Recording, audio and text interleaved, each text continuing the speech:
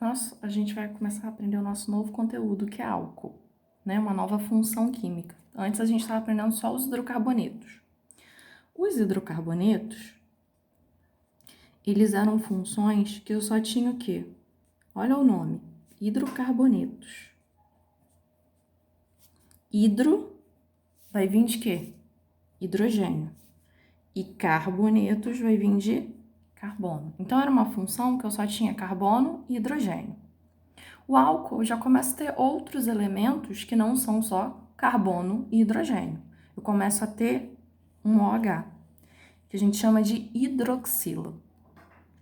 Toda vez que eu tiver uma hidroxila ligada a um carbono que só faz ligação simples, então carbono saturado, eu vou ter um álcool. Tem que prestar muita atenção nisso. Então, essa hidroxila tem que estar ligada a um carbono que só faz ligação simples. Se eu tiver uma ligação dupla, não é álcool, certo? Isso é muito importante. A nomenclatura de álcool é muito parecida com as outras que a gente aprendeu até agora. Então, primeira coisa que a gente começa a fazer, contar os carbonos. Então, aqui eu já tenho 1, 2, 3, 4 carbonos, certo? Carbono. Não vou contar OH, vou contar só o 6. Então, eu tenho 1, 2, 3, 4. 4.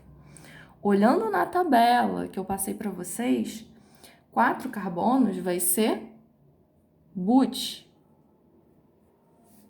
certo? E aí eu vou continuar olhando as ligações entre carbonos. Entre os carbonos, eu só tenho ligação simples. Então, vai ser olhando na tabelinha de infixo, an. Só que agora eu tenho um álcool, não é? Porque eu tenho um OH. E aí o que vai mudar vai ser o meu sufixo. Então, toda vez que eu tiver um álcool, meu sufixo vai ser ol. Ó, álcool, sufixo ol. Então, o nome dessa substância vai ser butanol. Então, aqui tem outro detalhe. Lembra que quando a gente tinha ligação dupla ou tripla, a gente tinha que enumerar para dizer onde estava essa ligação dupla ou tripla? Mesma coisa com álcool. Eu tenho que dizer em qual carbono ele está. Ele está no primeiro, no segundo, no terceiro, no quarto? Qual carbono ele está? Lembrando que a gente sempre escolhe a menor numeração, tá? Então, se eu começar a contar daqui, a numeração vai ser 1, 2, 3. Ele vai estar no carbono 3. Mas se eu começar a contar dessa ponta, ele vai estar no carbono 2. Então, a gente sempre escolhe a menor numeração. Então, o nosso álcool vai estar no carbono 2. Então, a gente vai botar aqui o 2 na frente, ó. 2, tracinho, butanol. Então, esse é o nome correto para ele. Vendo aqui esse de baixo, mesma ideia. Vamos começar a contar. Quantos carbonos eu tenho? 1, 2, 3, 4, 5, 6. 6 carbonos. Olhando na tabelinha, 6 é X. Certo? Aqui eu também só tenho ligações simples. Então, meu infixo vai ser an. É um álcool, né? Porque eu tenho um OH ligado a carbono que só faz ligação simples, carbono saturado. Então, o sufixo vai ser ol. Só que é a mesma coisa, eu tenho que dizer onde está esse OH. Ele está no primeiro, no segundo, no terceiro carbono. Se eu começar a contar dessa ponta, obviamente eu vou ter a menor numeração, porque se eu contar dessa, tá bem longe, né? Então, contando daqui, ele tá no segundo carbono, então vai ficar 2-hexanol. Então, essa é a nomenclatura do álcool. Essa é a nomenclatura oficial que a gente chama da IUPAC, tá? Agora, sobre classificação. A gente tem alguns tipos de classificação. A gente tem a classificação quanto ao tipo de carbono que o OH está ligado, se ele está ligado a um carbono primário, se ele está ligado a um carbono secundário, e assim vai. Olhando esse OH aqui, esse OH está ligado a um carbono, o quê? Terciário. Por quê? Esse carbono aqui está ligado a 3 carbonos, então ele é um carbono terciário. Então, a gente diz que a gente tem um álcool terciário. É só uma classificaçãozinha, tá, gente? Nesse caso aqui, ó, o meu OH tá ligado a um carbono secundário, ó, que está ligado a 2 carbonos. Então, ele é um álcool, que a gente chama de álcool secundário.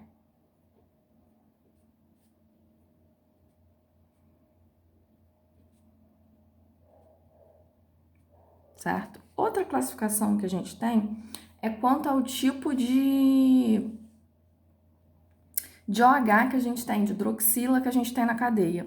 No caso aqui, a gente só tem uma hidroxila ligada a essa cadeia. Então, a gente diz que ele é um monoálcool.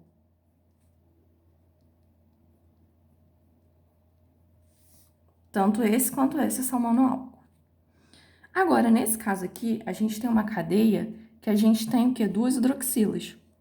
Uma hidroxila aqui e outra aqui. Então, a gente diz que ele é um diálcool. Só uma classificaçãozinha. Se tiver uma hidroxila, monoálcool. Se tiver 2, diálcool. Se tiver 3, triálcool. E assim vai. Quanto à solubilidade. A solubilidade tem a ver com o meu OH e o tamanho da cadeia. Essa hidroxila, ela torna a minha cadeia muito polar. Certo? Tem que relembrar lá os conceitos do primeiro ano sobre polaridade das moléculas. Então,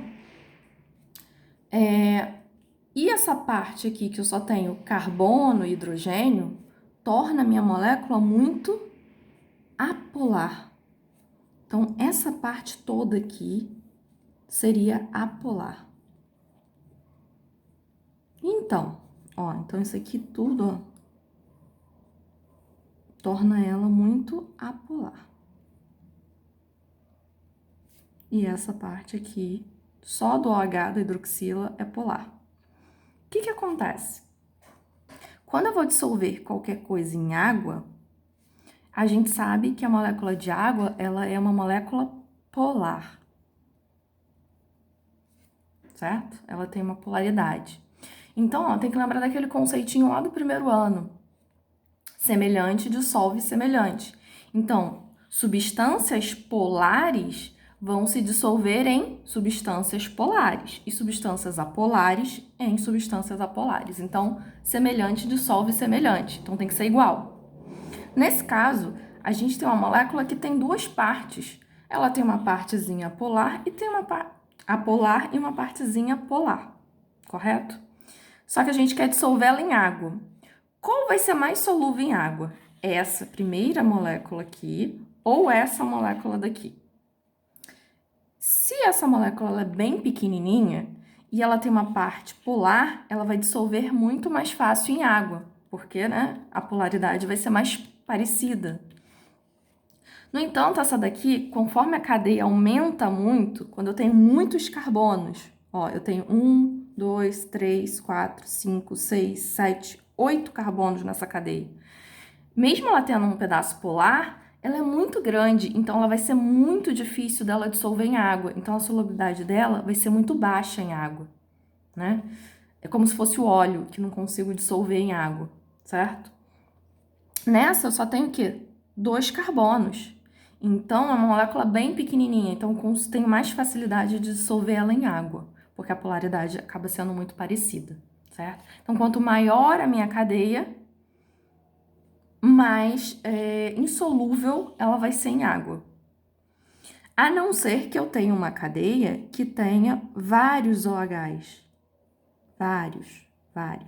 Então, quanto mais OH também eu tiver, mais polar eu vou tornar essa cadeia. Então, mais solúvel ela vai ser em água. Correto? Mesma ideia vai funcionar quando a gente estiver falando de ponto de fusão e ponto de ebulição, né? Quanto menor a minha cadeia, vai ser o quê? Menor o meu ponto de fusão. Então, menor vai ser o ponto de fusão e menor o ponto de ebulição, consequentemente. Se a minha cadeia é muito grande, tenho muitos carbonos nela, ela vai ter um ponto de fusão e um ponto de ebulição mais altos. Isso porque a gente está comparando entre álcools, tá? Quando a gente começa a comparar tanto solubilidade quanto ponto de fusão com outras funções, isso pode mudar. Mas em relação ao álcool, de tamanhos diferentes, então quanto menor a minha cadeia, menor o ponto de fusão e o ponto de ebulição. Quanto maior a minha cadeia, maior o ponto de fusão e o ponto de ebulição.